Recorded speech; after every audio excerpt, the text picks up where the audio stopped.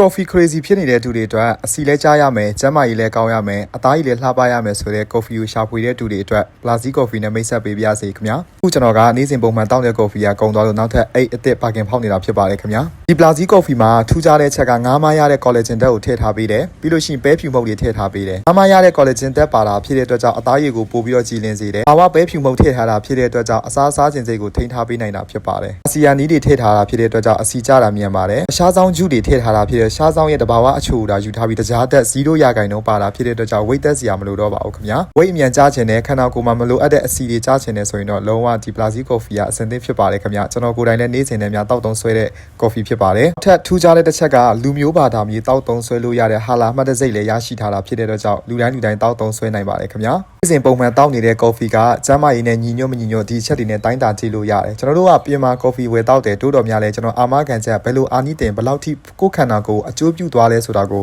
မသိဘဲနဲ့တောက်ရတဲ့ဆိုင်ရင်ဒီ coffee ကကျွန်တော်တို့တောက်တဲ့အခါမှာကိုယ့်ရဲ့ခန္ဓာကိုယ်အတွက်တကယ်အကျိုးပြုနိုင်တယ်ဆိုတဲ့အချက်လက်ကိုသိထားတဲ့အခါမှာ coffee တောက်တိုင်းမှာပျော်ရွှင်ရပါတယ်ခင်ဗျာနေ့ရက်တိုင်းလန်းဆန်းတက်ကြွနေပြီးတော့မှကျန်းမာရေးကောင်းမွန်တဲ့ coffee ကိုရွေးချယ်ပါဆိုရင်တော့ကျွန်တော်က Blazi Coffee ကိုအားလုံးကိုဒါပြီးတော့ပြောပြပေးမှာပဲဖြစ်ပါတယ်ဒီ coffee ကတော့အခုကျွန်တော်တို့အားလုံးလူတိုင်းရဲ့အသေးဆွဲဖြစ်ပါတယ်ကျွန်တော်စီမှာမှာယူအားပေးနေတဲ့သူတယောက်ချင်းစီတိုင်းကိုလည်းကျေးဇူးအထူးတင်ရှိပါတယ်အသေးစိတ်ကိုကြတော့ CB မှာတိုက်ရိုက်လာပြီးတော့မေးမြန်းဆက်သွယ်နိုင်ပါတယ်ခင်ဗျာကျေးဇူးအထူးတင်ရှိပါတယ်ခင်ဗျာ